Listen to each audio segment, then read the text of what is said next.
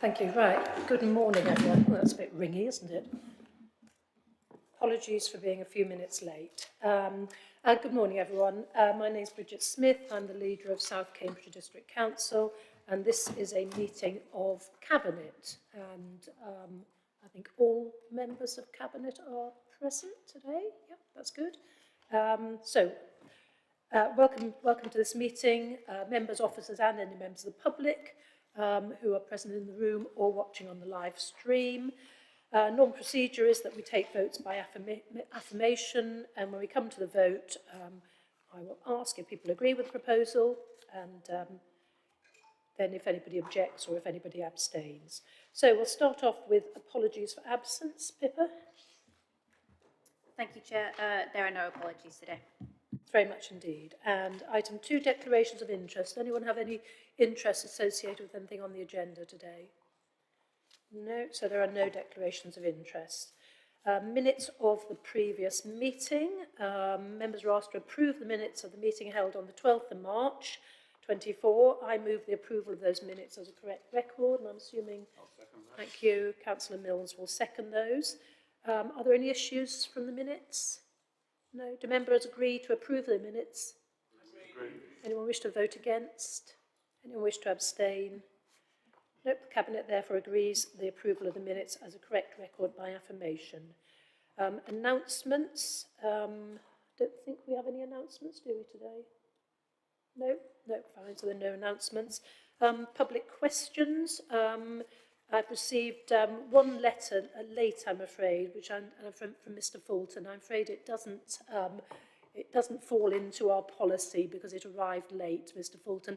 But if you would like to submit the statement you wanted to make by email, then I will ask our monitoring officer to look at it and respond to you accordingly. Thank you very much indeed. So we therefore have no questions from the public. Moving on to update from Scrutiny and Overview Committee, Anna Bradnam is online. Councillor Bradnam, do you want to, or is Councillor Stobart speaking on behalf of Scrutiny? Oh, I beg your pardon. So I will defer to Councillor Stobart. Thank you. So Anna, we've got Councillor Stobart in the room. Are you happy for him to represent Scrutiny and Overview? Yeah, that's Thank you very much. fine. Councillor Stobart, over to you. Chair, and thank you for the invitation to give feedback.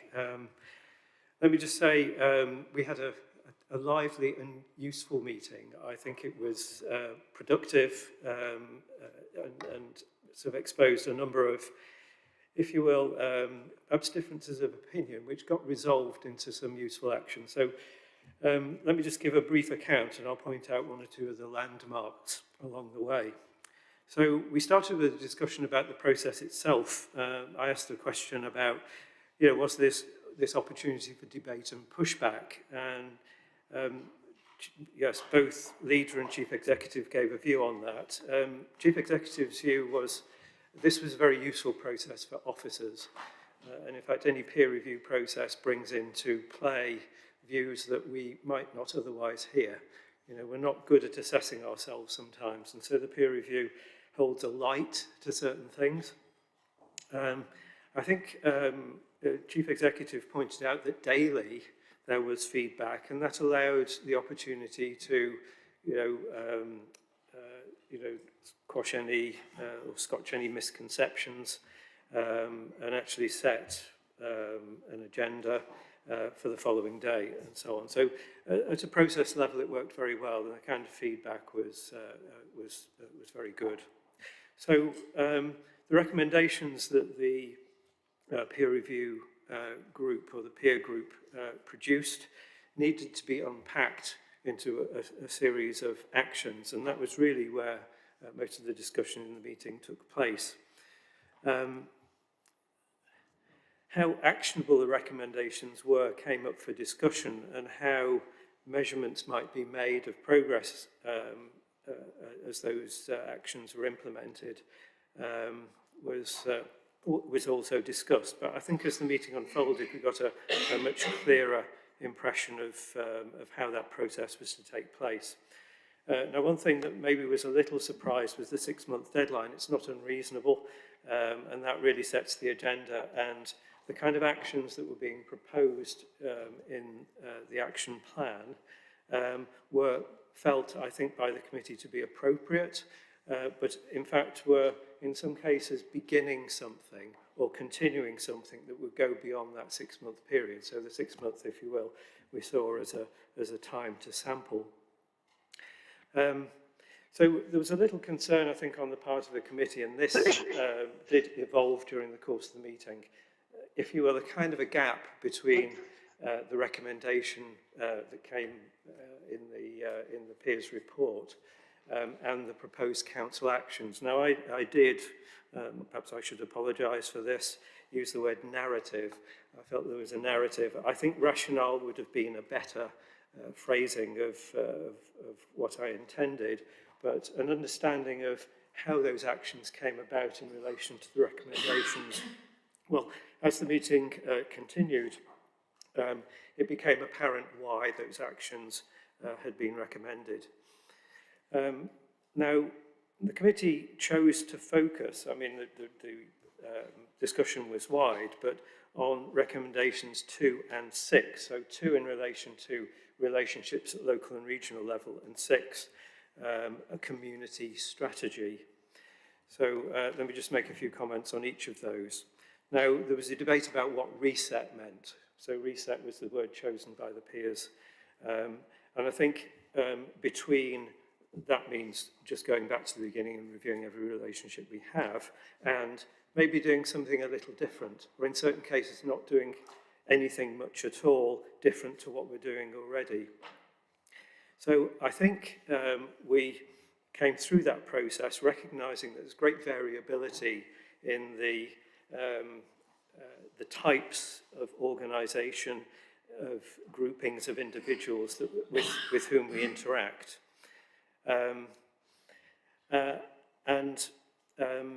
certain cases, those are good, and in cases not so good. And so the kind of reaction that we will make will depend upon the quality of those relationships. So I think that's something that emerged from that discussion.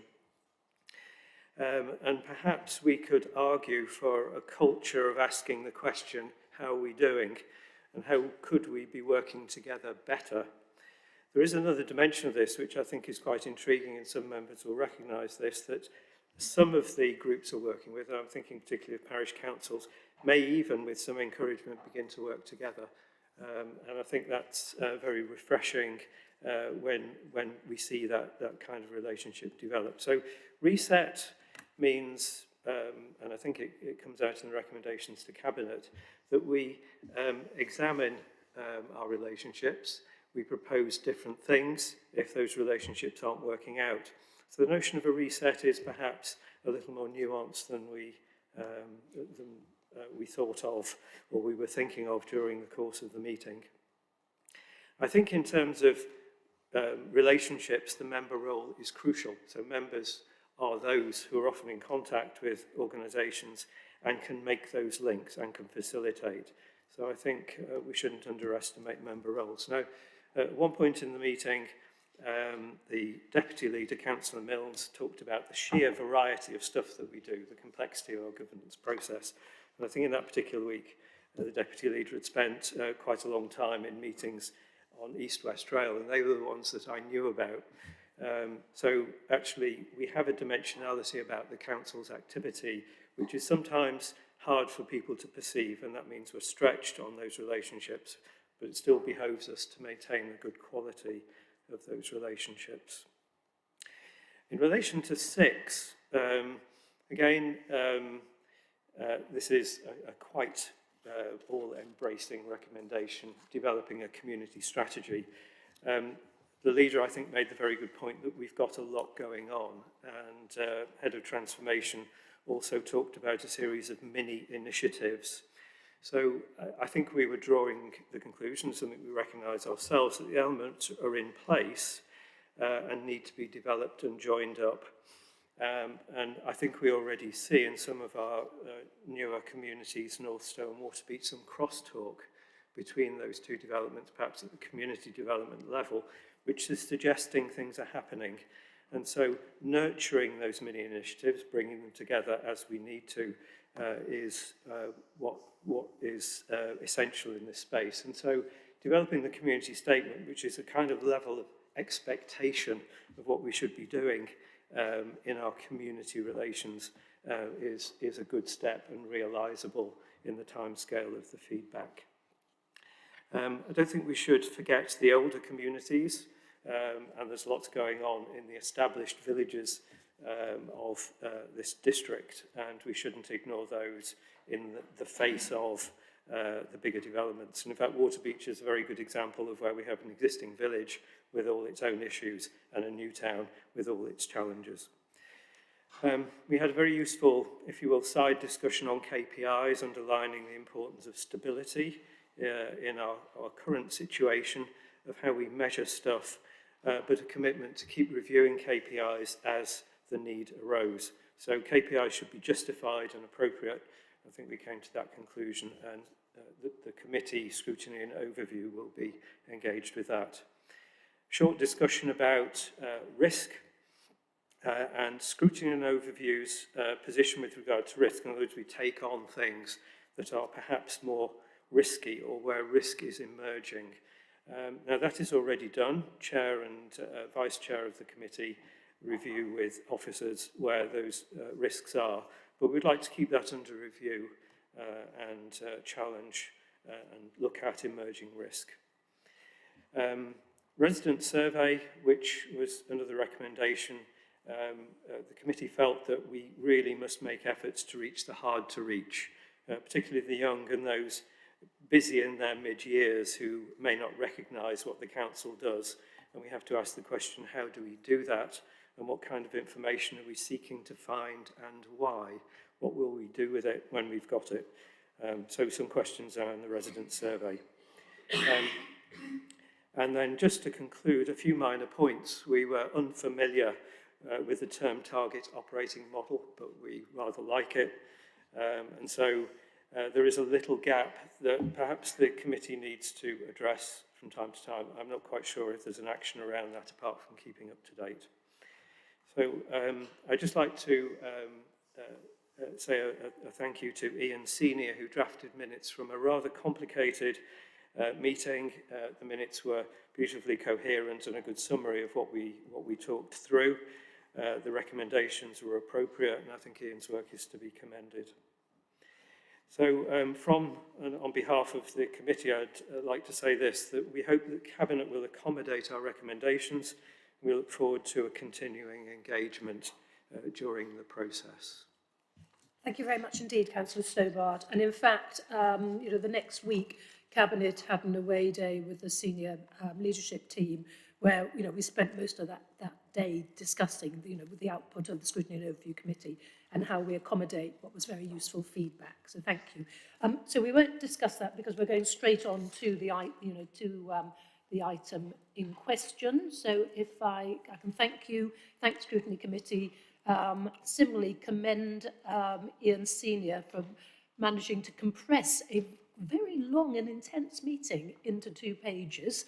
So well done, Ian, for doing that. So thank you very much indeed. And it was a really good and really productive meeting. So thank you to all members of Scrutiny. So moving on now to item 7, which is the peer review action plan. And this has been presented by Councillor John Williams, and I am happy to second it. So Councillor Williams. Thank you, Leader. First of all, may I, as the report says in paragraph 9, extend our thanks to the peer review team for the work they carried out. It was very thorough. They interviewed members of the Cabinet, they interviewed colleagues, they interviewed members of our communities and our stakeholders. And it was a very thorough review, and it was an independent review. And clearly it praised us, but it also found some areas for improvement, which we accept. And I also am very grateful to Scrutiny and Overview for their input as well. And I think that demonstrates the importance of pre-scrutiny, which we introduced to make scrutiny actually worthwhile, rather than look at something after it's been implemented, we now look at something before it's implemented, and we take on board the comments made by Scrutiny Overview before we make that implementation. So, and that was certainly picked up by the peer review team as good practice, and I'd like to think that other authorities may wish to follow our example with that. And thank you very much for Councillor Stobart for giving us the views of Scrutiny Overview, which I'd say we greatly appreciate and have incorporated into this report. You'll see from the appendix that there were 12 recommendations made by the peer review team, and you'll see in the appendix how we intend to go about meeting those recommendations. I won't go into them in any great detail, but I will say that there were some very, it wasn't all bad, and in fact, most of it was very good. And I'm very pleased, obviously, from my own portfolio, to see that the peer review team felt that we were very fine. We were very, from a financial point of view, we were a council that had a good financial situation, and that we spent our money wisely and gave best value. Also, the team also commended us on a number of other areas, and the way that we conduct ourselves with our communities and with residents. However, as I say, there were some areas that they felt we could improve on, and given their experience elsewhere, we've certainly taken on those recommendations. I say I won't go into any great detail on this. I'm sure other members of Cabinet will point out particular things, but I would recommend the action plan at Appendix 1, and that we proceed and continue with this transformation, with this plan to meet those recommendations highlighted by the peer review. Thanks. Thank you very much. And if you look at the appendix, you'll see that some of these recommendations have already been actioned, and some of them have indeed been completed already. So are there any questions from members of Cabinet, please? Councillor Batchelor. Thank you, Leader. Not a question, just more of a comment. Obviously, having heard the feedback from Councillor Stobart on behalf of Scrutiny, I'd just like to say, thank you to the Scrutiny Committee, because obviously clearly it's been demonstrated that they do an extremely thorough and valuable job. I mean, this is exactly the kind of work that we as a Cabinet benefit from, and I certainly, from a personal level, found it very helpful. And we had our Cabinet away day with senior officers here at the council, and helped us formulate the paper we have in front of us. So, I'd just like to extend my thanks to the Scrutiny Committee, and to senior officers, and to the Peer Review Committee. But I will certainly be supporting the recommendations. Thank you. Thank you very much, Councillor Batchelor. Any other comments? Councillor Milnes. I just think it's worth noting that we invited the peer review, and it's always very valuable to do reviews of performance, whether this is on an individual basis or, in this case, in the whole of the council. It's not, you shouldn't mark your own homework. And for me, this is just a good example of opening ourselves up to potential critical friendship type reviews that has been really valuable. So, and I echo the thanks to the Scrutiny Committee for their work on this.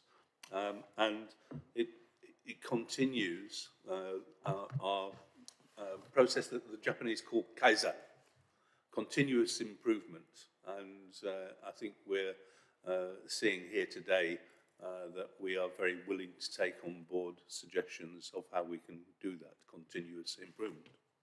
Thank you. Thank you very much for reminding us that this was voluntary. Absolutely wasn't an Ofsted inspection. Yes, I can see. Thank you. Yes, and that we embarked on it willingly, because we, as you say, we know that sometimes it takes somebody from outside to view things differently, but actually it was incredibly positive. So Oh, so there's nothing, so yes, Councillor Hawkins, before I come to other members. Thank you, Leader.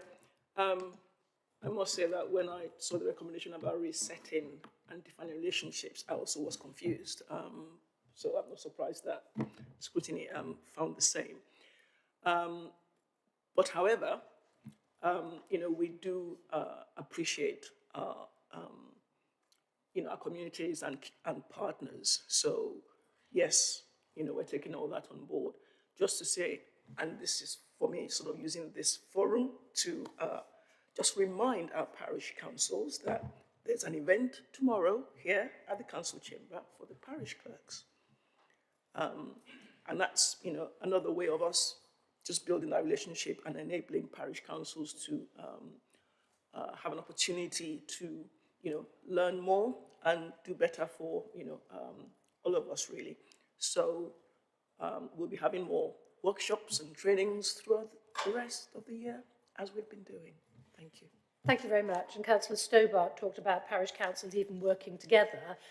So I actually went to a parish council meeting last week where they were presenting a very exciting neighbourhood plan that was done with 2 parishes together. So that's already happening. Councillor Bradnam. Thank you, And Leader. welcome to Councillor Williams.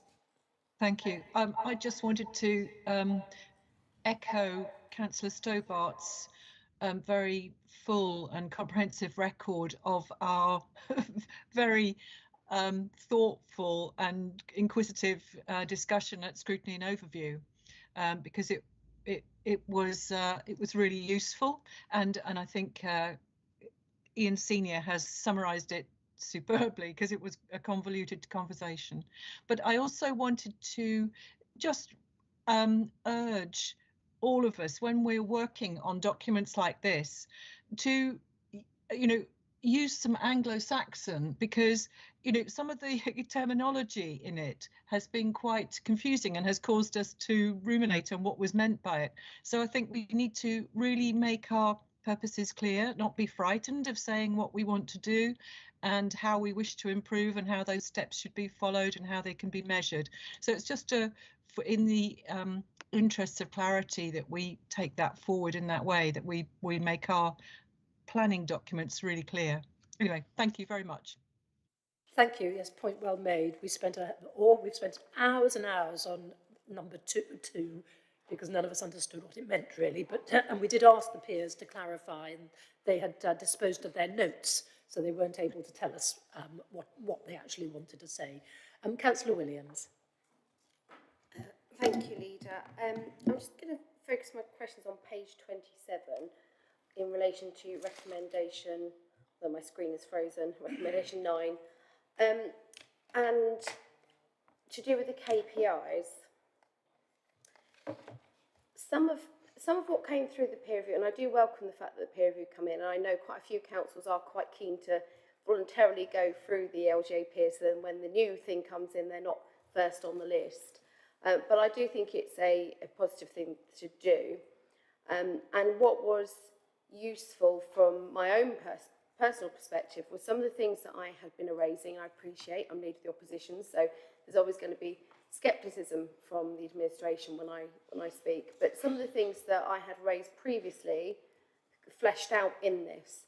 So I think as well, I hope that it serves as a way to see that there isn't always politics at play sometimes. For example, on communication and training, there are things that I know I've been raising for a long period of time and there hasn't been action on. So I'm really pleased and hope that now somebody else has said it, that will happen. And I would like some reassurance that in the future those sorts of things will be looked at when the opposition calls for them.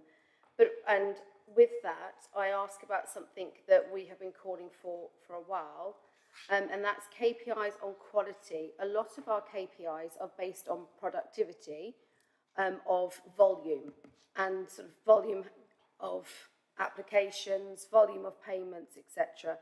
But will there now be KPIs that help give us some assurance of the quality of work? Because there is fear, particularly with the 4-day week, that yes, the volume gets out the door, but the quality is sacrificed as a consequence. And some KPIs on that might relieve those fears. The other thing in relation to the 4-day week is with KPIs changing, how will the administration be able to reassure ourselves and residents about those comparisons and that comparison data? And is the administration sure that the 4-day working week is the success that the administration has hailed, given that this clearly shows that there aren't enough KPIs to cover and show the performance of the council as a whole? Thank you very much. So, one of the huge advantages of corporate peer reviews is that it gives everyone a voice, those in administration, those in opposition, our officers at every level of the organisation, our partners, our residents, our parish councils. It's, everybody's voice is heard as loudly and given as much credit. So I think that's one of the big advantages of these. And certainly when I'm in the position of helping do them elsewhere, actually the people I listen mostly to are the little people, actually, because they're the people who provide real insight into how the council touches everyone's lives. So I'm glad that you recognise that. The issue about KPIs is that it has to be measurables. They are meaningless if there isn't actually something that is quite clearly quantifiable. But we will, Councillor Williams, take away your comments about quality and look at it and see, when we are reviewing our KPIs, see how we can accommodate that. Certainly, customer satisfaction surveys, particularly of our housing repairs, the survey we've done on our contact centre, I think that gives us that much more qualitative data in a way that is actually measurable. The peer review was absolutely not on the 4-day week or on any impact of the 4-day week. That's for another piece of work. So the peers made it quite clear that they were not looking at that. So that is a piece of work that will come once we have finished the independent analysis of the year-long trial. Okay, any other questions? Yes, Councillor Mills. I think the Leader of the Opposition mentioned comparison of KPIs, and I think that's a perfectly valid point, that unless we compare like with like, then it loses validity. So I think that's a perfectly reasonable point for us to check that we are doing like-to-like comparison. Thank you. Yes, I thought I thought I intended to say that, but thank you for clarifying. Okay, so if we move on to the recommendations, which are, I'll just go back a bit. On page 19, so recommend that we approve the action plan in Appendix 1, and further recommended Cabinet agrees that progress against this plan be reported alongside the quarterly key performance indicators until it's complete. So do Cabinet agree with the recommendations? Agree. Anyone voting against? Anyone abstaining? So Cabinet therefore agrees the proposals. Thank you. And item 8 is the proposed administration of the Northstowe Community Activation Grant Fund on behalf of Homes England, criteria and award process. And Councillor Bill Handley is going to present this, and I think Councillor Toomey Hawkins is going to second it. So over to you, Councillor Handley. Thank you, Leader. As you know, Homes England's a master developer for phases 2 and 3 of Northstowe. And through the Section 106 developer agreements, they will be providing substantial funding to support the needs of the developing community. However, you'll also know that Section 106 funding may not always be perfect in its timing. And so Homes England have agreed to fund a new scheme, which they're calling the Community Activation Fund, which is going to provide, and the figure I'm just about to give you might slightly different from what's in the paper, 120,000 over 6 years. And that's to support the Northstowe community as it develops.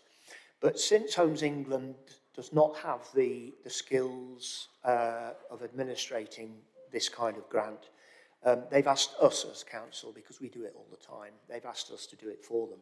And they've agreed in principle that they should pay us a 5% administrative administration fee to cover the cost of the officer time to get this all working as it should. And that 5% will be on top of the 120,000, so it's not coming out of the funding for the community, it's additional to it. So the recommendation is that the Cabinet approves this, that the Council administers the Activation Grant Fund, set out in paragraphs 8 to 10, and the scheme criteria and guidance is set out in Appendix A. That's lovely. Thank you very much indeed. Councillor Hawkins? Thank you, Leader. This is an example of where teamwork between the council and the partner is going to be working very well for our communities. Happy to second. Thank you very much. I think it's a good news story. Any other comments from members of Cabinet? Any questions from anybody else? No? Okay, that's nice and quick. Jolly good. Can I just ask, when will this start? When's it going to be implemented? Sorry, I think it's probably as soon as it can be put in place. Brilliant. So quickly. Yep, excellent. Good. That's really nice. Yes, I'm sure the residents of Northstowe will be delighted. Righty-ho. So if we move to the recommendations, which are on page 31, recommended that Cabinet approves the Council administering the Homes England Activation Grant Fund as set out in paragraphs 8 to 10, and approves the scheme criteria and guidance for the fund set out in Appendix A. So, do members agree with proposals? Agree. Anyone voting against? Anyone abstaining? So, Cabinet therefore agrees the proposals. Thank you. And moving swiftly on to another good news story, Home for Ukraine Landlord Incentive Scheme. So, I think Councillor Bill Handley is going... Oh, sorry, no, sorry, I've jumped. Ahead of myself here. Low Income Family Tracker. Right. So let me just get back to that's me again, Leader. Yeah, the Low Income Family Tracker, it's a platform that layers multiple council data sets alongside data from external sources, and then applies modelling to provide insights down to right down to household levels of deprivation. It's a well-tried software package. It's used by over 70 local authorities in England, and that includes Cambridge City Council. And we think that once it's in operation, this tracker will help the council to assist more low-income families, and in the longer term, it's predicted there will be efficiency savings, which can obviously be used to even better help.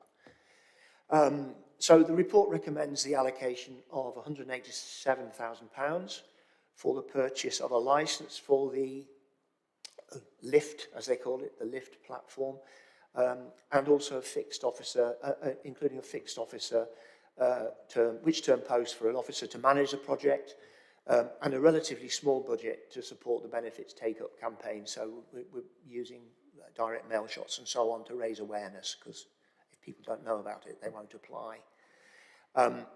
So the figures are broken down on page 43 of the papers, and I won't go into many detail, but that is basically the this report. Thank you very much. Councillor Williams, do you want to comment? Thank you. Thank you, Leader. I think paragraph 3 of the report explains the background to this. It's in total just over 90,000 a year. I think it is a trial and see what happens over the 2 years. We look very closely following the introduction of the cost of living project back last year. We quickly identified the fact that we needed to be able to analyse and interrogate data better to enable us to focus in and identify those groups that and individuals that needed help that were not always obvious, and we wanted to ensure that everyone in the district was benefiting from our cost of living support, and it's clear from what other councils are doing that this particular piece of software does help enable that to be done. So I'm quite pleased that we are undertaking this work.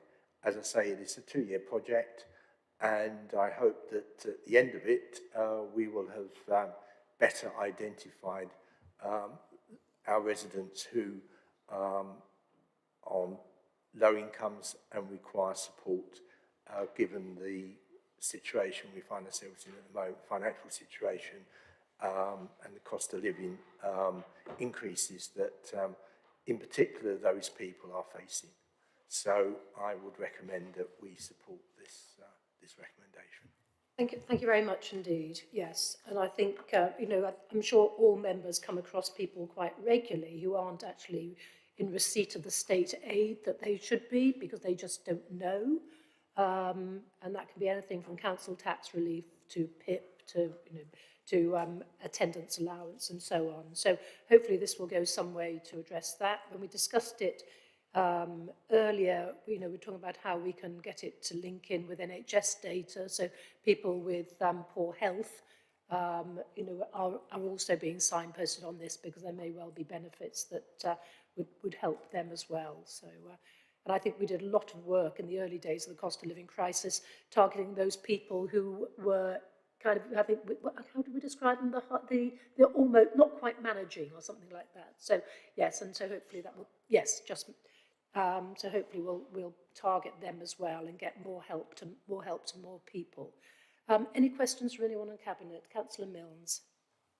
Thank you. I was just looking at the total impact of unclaimed benefits in the UK, and it's approaching £19 billion a year, which just gives us a firm indication of how many people are not claiming the benefits that they are entitled to because they're just unaware. So this is a very important step, I think, to helping those people who, as Councillor Williams has already said, have been struggling during this cost of living crisis that continues despite claims elsewhere that it was all over and there wasn't a problem anymore. So I very much welcome this initiative to join the LIFT programme. Thank you. Thank you. I've got 3 questions, starting with Councillor Heather Williams. Thank you, Leader, and like you say, I'm sure all members appreciate the efforts on when it comes to this. I know myself, I keep raising to parish councils, as I'm sure everybody does, to try and ensure that people also, what's really important is people understand it's confidential and that it's not going to be shared, and any communications that the administration's planning, I'd really encourage you to emphasise that, because there are people that don't feel a sense of shame, which they shouldn't. There's a reason that these benefits exist, and that's to support people. But so if I could request that that's emphasised, and also that recently I did put a motion which received unanimous support on period poverty. I can see comments in relation to sort of food and electric blankets, and some reassurance that that will be included in the package of help and support when you do identify people, because I appreciate it's a difficult thing to identify in rural areas, in places like ourselves, because deprivation can be very small pockets, but reassurance that that motion will be included. Thank you very much indeed. So, we have to enter data sharing agreements with other organisations, and confidentiality is at the root of all that. And we've already implemented your motion to make sure that period products are available as part of our cost of living packages. Yeah. So do you want to add anything to that, Councillor Handley? No, I think you've covered it. I'm sure we will act certainly on the confidentiality thing. I'm sure that officers are very, very aware of that, but it's worth saying. It is worth saying. Yeah. It is worth saying it out loud, yes, and again and again. So thank you. Councillor Stobart? Leader, thank you. So So I think a proactive approach to, as it were, the benefit gaps, or those, as we say, just about managing, who need something. So proactivity means I can answer some questions that parish councils have been raising, which is really helpful. I just wondered if there was a target, so the 2-year programme perhaps is aimed at a target, and if we meet those targets, or we come within 10% of them, whatever, what would those targets be? And secondly, it would be helpful if the staff person involved in this could join a community of other users. So if there is a user group for the said software, I think it would be helpful for that person to be a part of that, to gain benefit from what other people are doing and the experience they're gaining. Thank you. So on your second point, we'll take that away and we'll have a look at it to see if such a thing exists or whether we need to create it. I think on targets, and I'm going to come to Councillor Handley and Councillor Williams, I think we don't know. I think setting a target might actually inhibit us because we don't know how big the issue is. But there will be, we will be monitoring this really closely to see that it's having an impact. If it's not having, it's got to demonstrate value for money. And if at the end of 2 years it isn't doing that, then we'll have to think again. But I personally don't think that's going to be the case. Councillor Handley? Yes, we don't have any targets set at the moment, Councillor, through you, Chair, Councillor Stobart. But if you have any ideas, please come and speak to me. Yeah. Thank you very much indeed. And Councillor Bradnam?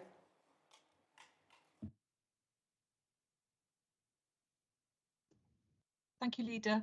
I just wanted to raise a couple of things. I think this is an excellent idea, and I think it's very welcome that these multiple indicators can all be looked at the same time with regard to individual families and circumstances.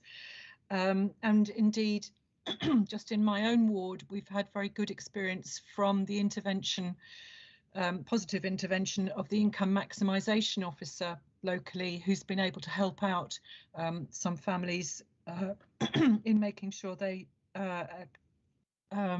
apply for the appropriate benefits. Excuse me, just one moment. One of the things I just wanted to check, though, was I'd like some reassurance that the software, having been acquired, which I support, will not be followed slavishly, but will allow room for flexibility. So there's always a danger, isn't there, when you've got a very complicated system that gives you some data that you assume that that's all there is. So I just would like to be aware or hope that the officer or that's being employed to take on this work will also look out for the individual referrals that they get, so that they can use the normal flexibility that we would where we encounter exceptional circumstances that might be out of the norm. So that would be nice if we could have some assurance about that. But the other one is about confidentiality. Members have said, oh, absolutely, confidentiality should be respected. I just wanted to give officers and members pause for thought on that, because there are occasions when one encounters information that one has been given as part of a normal gathering of data, which give one cause for concern. And there should be within this system the opportunity to refer appropriately.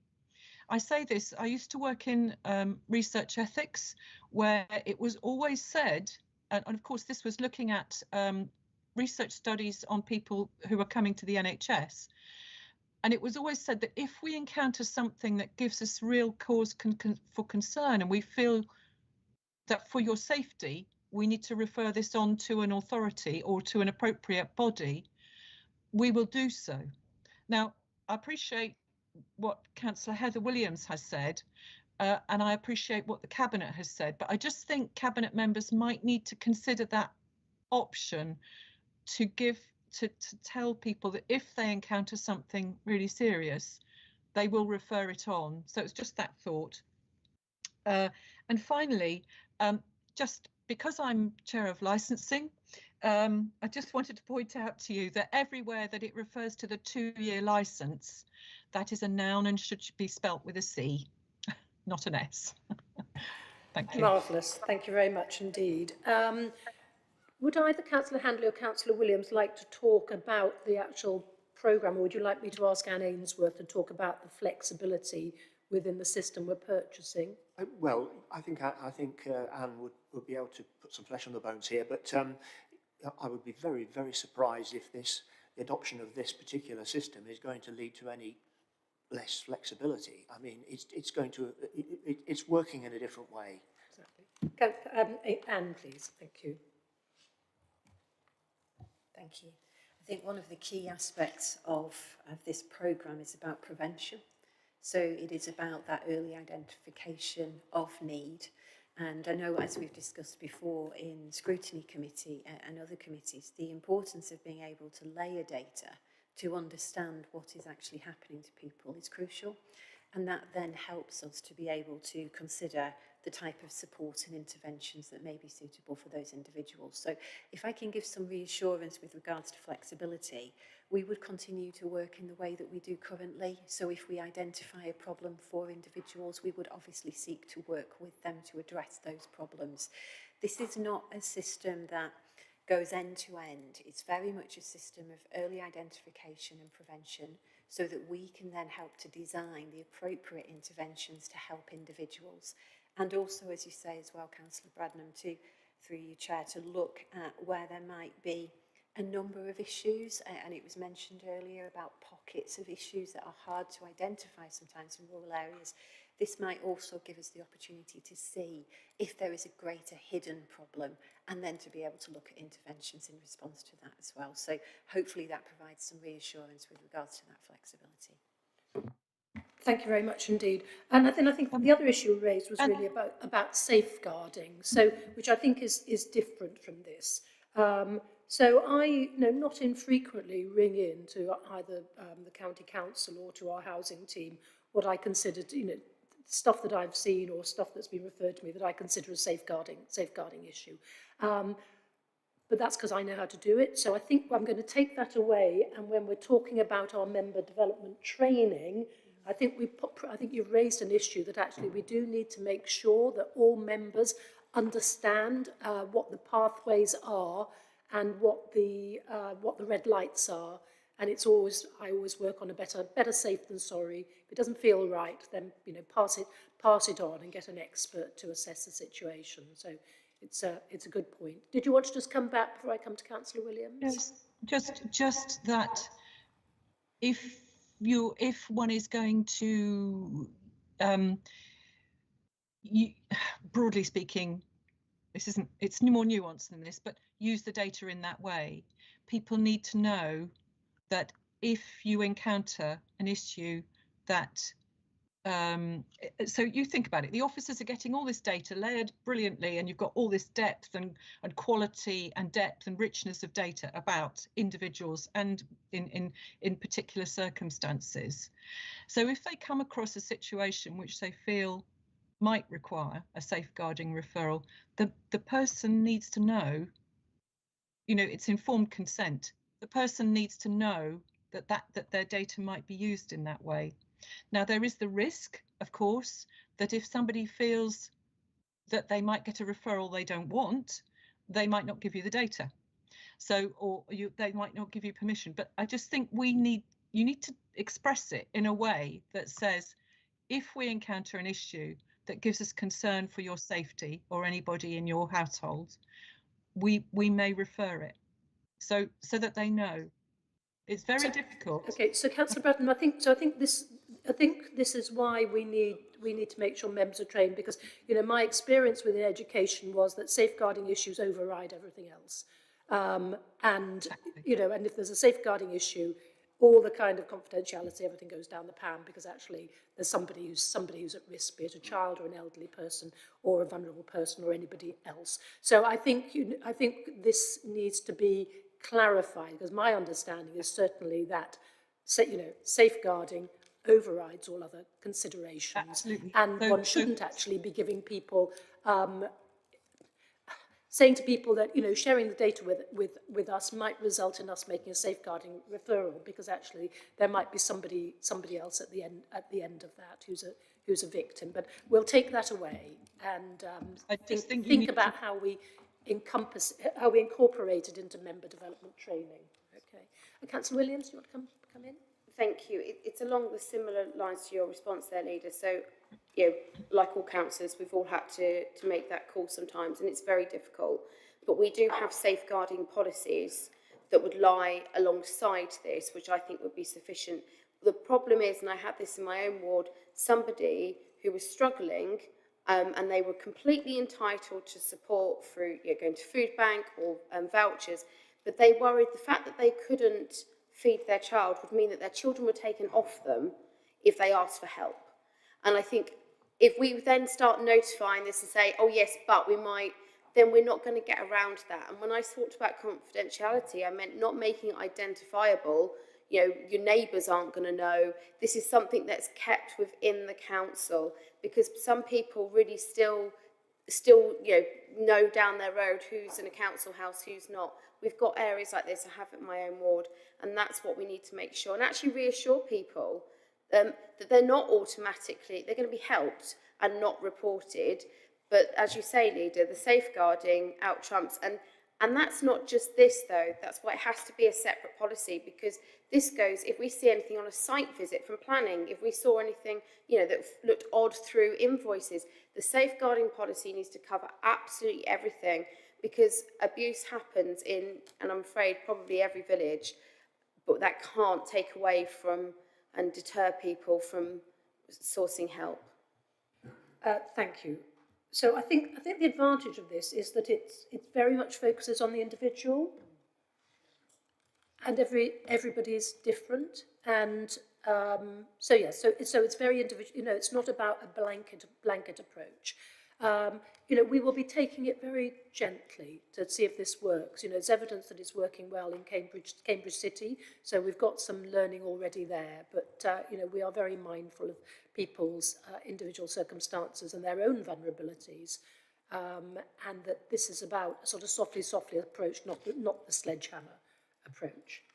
Okay, all right. So thank you. So, anything else? Could I just say, I have absolute faith in the officers to operate this appropriately and thoughtfully and considerately. Thank you. Goes without saying. Thank you, Councillor Bradnam. Okay, so moving on, the recommendations are on page 39 to purchase the 2-year licence, to employ two-year fixed-term development officer to do it, and to produce a small budget, support the benefit take-up campaign with mail shots. So do members agree with the recommendations? Agree. Anyone voting against? Anyone abstaining? No, Cabinet therefore agrees the proposals. And now moving on to item 10, the Homes for Ukraine Landlord Incentive Scheme. Councillor Handley again, and Councillor Williams is seconding this one. Yes, thank you, Leader. Cabinet will recall that we launched a landlord incentive scheme last autumn to help improve access to the private rented market for guests in the Homes for Ukraine scheme. Although we've had quite a bit of interest, and despite extensive publicity, excuse me, we've actually, only one landlord has actually signed up to the scheme as it stands, and it's clear to us that the incentive package what we're offering isn't generous enough. So the proposed revision to the policy will allow us to offer a much more comprehensive package, and as before, the incentive scheme will be fully funded from government funding, provided to support Ukraine guests. So it is a government-funded thing.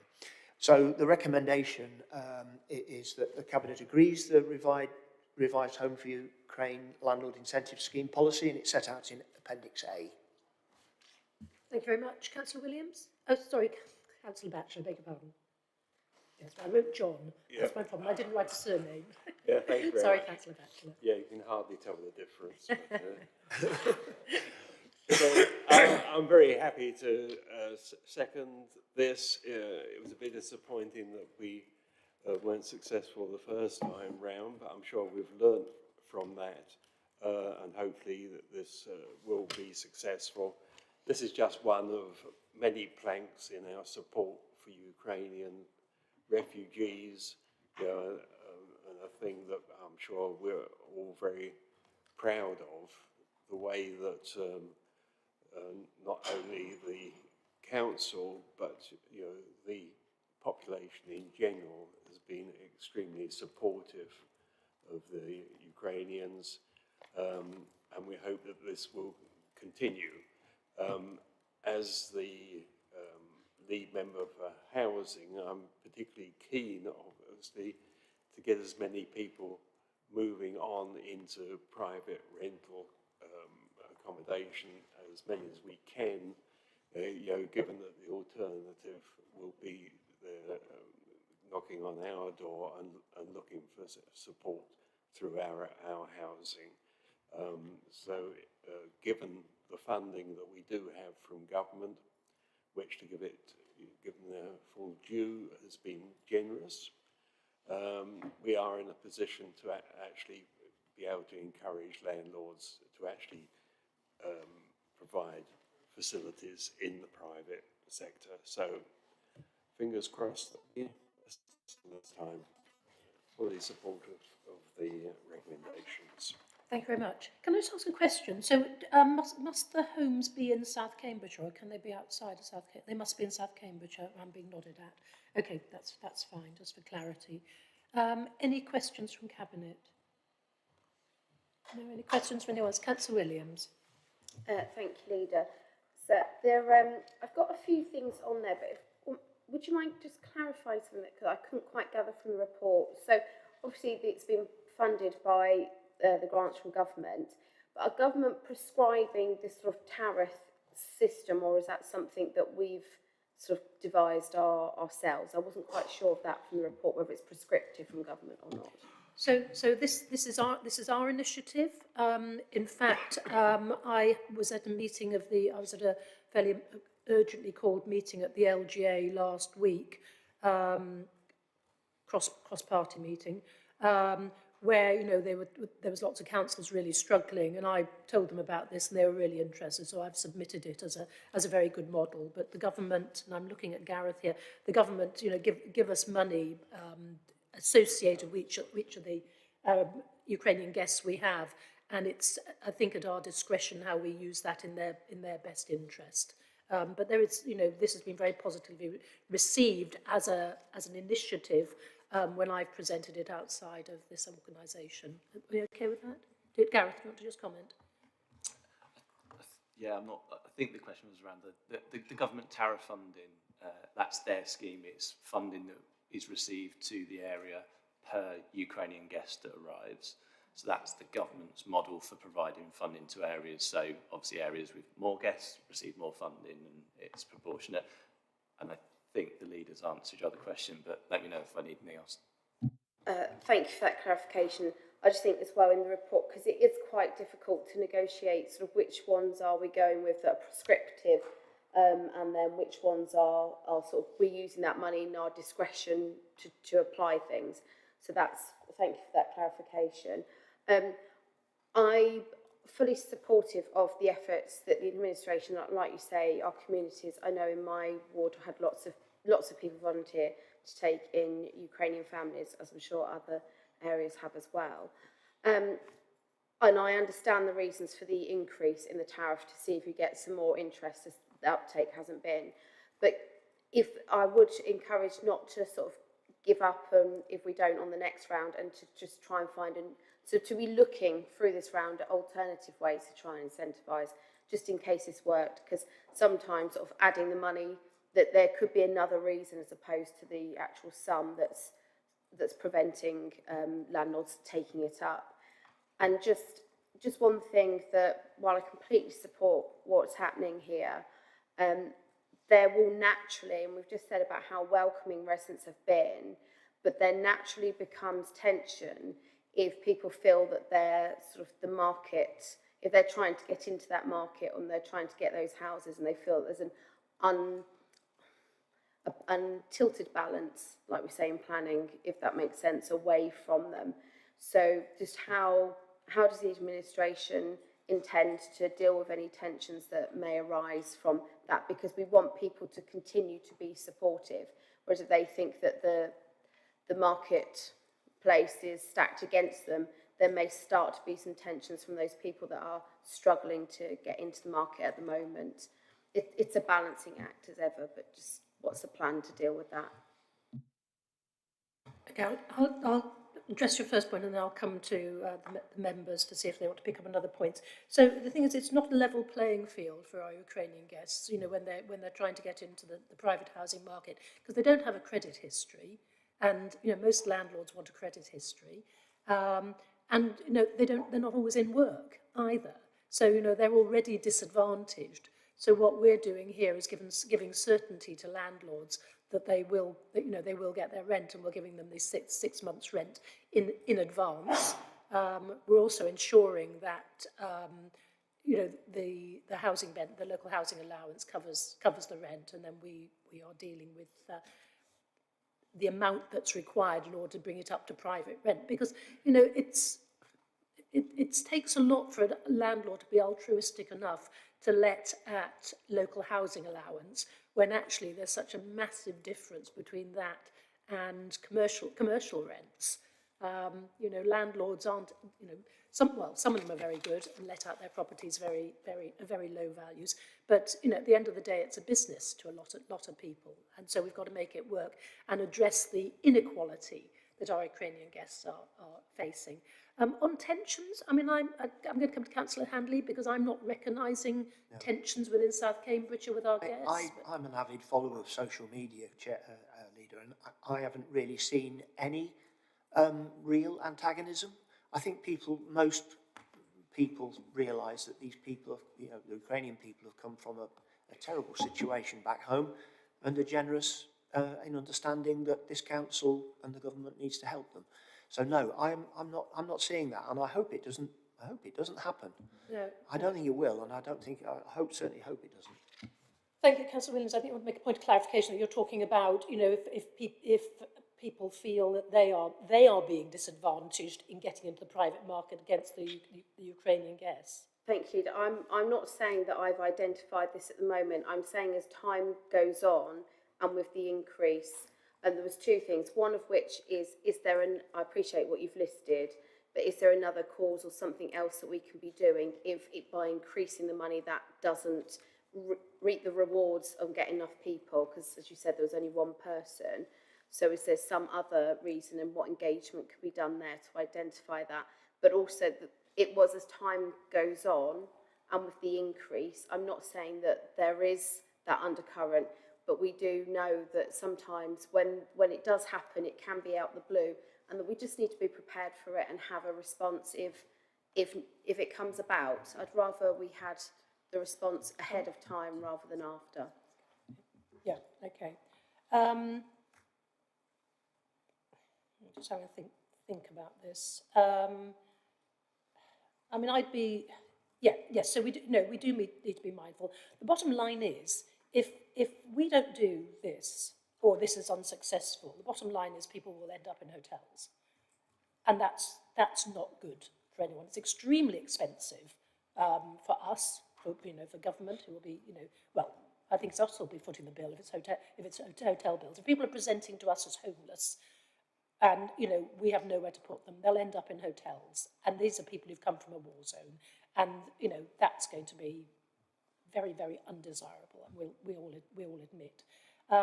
So, the fact there was such interest in this from other councils was because everybody's desperate now, and they're desperate for innovation. And we've come up with something that might work to some degree. Are we putting all our eggs in one basket? Gareth? Thank you, Leader. I think it's a really good point around tension and a balance, and I think that's what we've been testing through the original scheme and perhaps this revised scheme. we haven't had a huge amount of that attention, but I think it's a fair point and something that we're mindful of around the level playing field, and that's what we're trying to do here. There isn't a credit history, so we're looking for the level playing field. I think that we've got a wide range of support that we've offered to help people to move on, and you know, the figures in the paper are really impressive. Ben and his team have really worked hard to successfully move people on, and our figures are really, really impressive. But we've definitely still got a mountain to climb because the numbers in South Cambs are so high. So we've got a range of support. I think Councillor Batchelor mentioned it in the intro as well, around the various different support that we've put in place for Ukrainian guests. So I think we've got a good mix. It's another sort of string on our bow, and I think members are right that we need to continue to monitor just to make sure and see that we're seeing people successfully move on, and we're definitely up for learning from elsewhere as well, because this is a scheme that's been picked up elsewhere and we've picked it up from there as well. Thank you. And I'm sure we're in contact with all other councils as well. Councillor Batchelor, do you want to add anything to that? I think we've pretty well covered that. Okay, thank you. Councillor Hawkins. Thank you, Leader. As someone who operates in the private rented sector, but not in South Cambs, I just wanted to sort of, make a point to Councillor Williams' point that she's raised. Private landlords just want to make ends meet. The original sort of program that we had, looking at it from their viewpoint, would not have worked because interest rates have gone up, mortgage rates have gone up. The interest rate that landlords are paying on mortgages on their properties is much higher now than it used to be. And what we're offering wouldn't have met with the rents that they could have taken because it was based on the local housing allowance, which is much lower than the rent, and which is why we have had to increase this. As a landlord, yes, they might want to take them on, but at the same time, they have to pay their bills. So this is not taking it much more than the market rent. It's meeting that gap. So in that respect, it's not as if any other person wanting to rent the same house will be put at risk or at disadvantage because they're looking at it as you're going to pay this rent. It's just that we are able to remove the disadvantage that's already been spoken about that the Ukrainians have and put them on a level playing field with those who already are here. So it's nothing of great advantage. Sounds like you've got your defence there. And of course, most of our Ukrainian guests want to go home. They don't want to be here forever, and hopefully they will be able to in due course. Councillor Bradnam.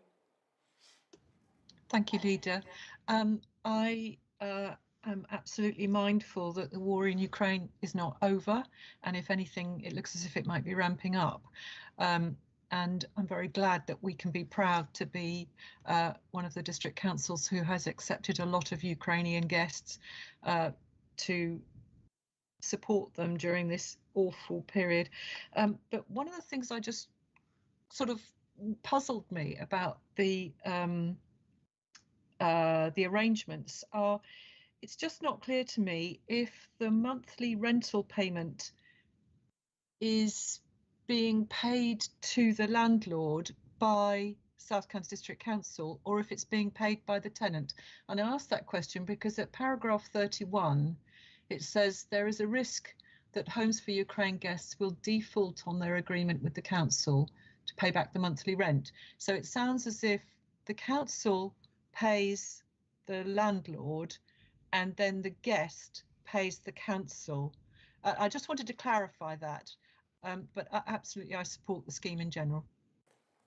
So yes, you're right, but I'll come to Gareth or Ben to explain properly. Thank you, Leader. So the way the scheme is structured is that we would pay the full 6 months rent in advance directly to the landlord, and then the guest, the Ukrainian tenants would then pay that rent directly to the council, so we could just recoup some of the cost of the scheme. Okay. Thank you for that clarification. Okay, thanks, Ben. Thank you. Okay, so if there's no more questions. Sorry, yes, Councillor Handley. I'd just like to make one, the amount of work that's gone into all of this, Ben Thackeray, Gareth's team, we should be really proud of what we're doing here. And they have been flexible, they have shifted when things haven't been working. This is an example of it. So I'd just like to really, I'd like to, for the record, say thank you very much for all the work that our officers are doing on this. So thank you very much for reminding me. So yes, thank you, Ben. It's terrific. And when I've talked about this recently, people really sit up and pay attention. You know, this is very innovative. And I'm not surprised there's innovation coming out of the communities team, but it's great. And I expect other councils are going to probably pinch our idea. So once we've got a bit of, once we've got a bit of data to, hopefully show that it's working, I think we need to do a bit of, put a little pack together or something that we can share with other councils, because I think they'll, and possibly with the Refugees Minister as well, whoever that is at the moment. But thank you very much indeed. It's an exciting scheme. So recommendation is on page 47. Recommended Cabinet agrees the revised Home for Ukraine landlord incentive scheme policy as set out in Appendix A. Do members agree with the proposal? Anyone voting against? Anyone wishing to abstain? Nope. Okay, fine. So that brings us on to the bit where we have we have some confidential papers, but we have some that are in the public domain. So I'm just going to read out the statement about exclusion of press and public, and then ask you if anybody wants to discuss the pink paper information. If not, we'll stay in public. So we now come to the point in our agenda where we need to consider whether to exclude the press and public from the meeting. This is because the final two items include appendices that contain information which is commercially sensitive. Members of the public are advised that if Cabinet agrees to exclude the press and public, the video stream will end once the debate of the appendices begins. I therefore propose that the press and public be excluded from the meeting during consideration of the appendices for the remaining items of business in accordance with section 100A brackets 4 of the Local Government Act 1972, on the grounds that, if present, there would be a disclosure to them of exempt information as defined in paragraph 3 of part 1 of schedule 12A of the Act, brackets as amended. Is that seconded? Yes, it is. Jolly good. Right, do members agree with the proposal? Anyone wishing to vote against? Anyone abstaining? Okay, so exclusion of press and public now agreed, and say if anybody could indicate if they want to discuss any of the excluded information. So moving on to item 12, which is the affordable housing acquisition of new homes in Cottenham. So, John Batchelor. Thank you very much, Leila. This is very much business as usual. This is 33 new homes in Cottenham to add to our list of forward contracts. This meets all our financial viability criteria as well as quality of build. The only reason it's coming to us now is that the capital cost of the project is above the director or myself's delegation funding authority. So it's all good news. And this, I would like to say, adds to a very substantial number of forward contracts that we now have. This particular one will be delivered 25-26, and over the next 2 to 3 years, we are currently contracted for well in excess of 400 houses. So a very significant contribution to our funding, our housing stock. So given that, I'm delighted to move the recommendations. Thank you. Councillor Henry Batchelor, I think you're seconding it. Do you want to speak to this? Yeah, well, just to say, we seem to be getting a couple of these items at every cabinet meeting now, which is obviously very, very pleasing to see. Obviously, we need to be adding to our housing stock as numbers in South Cambridgeshire grow, and absolutely really happy to see that we're getting the the quantity that requires it to come to cabinet coming forward, rather than 1 or 2 here. We're getting 33 and 45 today, for example, which I'm very pleased to endorse, and happy to support the recommendation. Thank you, and well done to Kirsten Donaldson and her team, because they're really motoring on this, which is great. Any questions from anybody? Councillor Hawkins. Not a question really, just to congratulate the team on our continued acquisition of affordable homes for our communities, which is, one of our key objectives. So thank you. Thank you very much. Councillor Mills? You didn't want to speak? Sorry, I thought I saw you. No. Thought I saw your hand move. Okay. Anyone else? No? Councillor Williams? No, just happy to endorse your endorsement. Lovely, jolly good. Yes, it's nice. These are mainly affordable rent as well, which is excellent. Good, and lots of nice little houses as well. Good.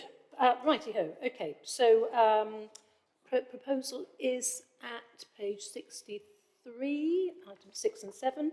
Members agree with proposal? Agree. Anyone wishing to vote against? Anyone abstaining?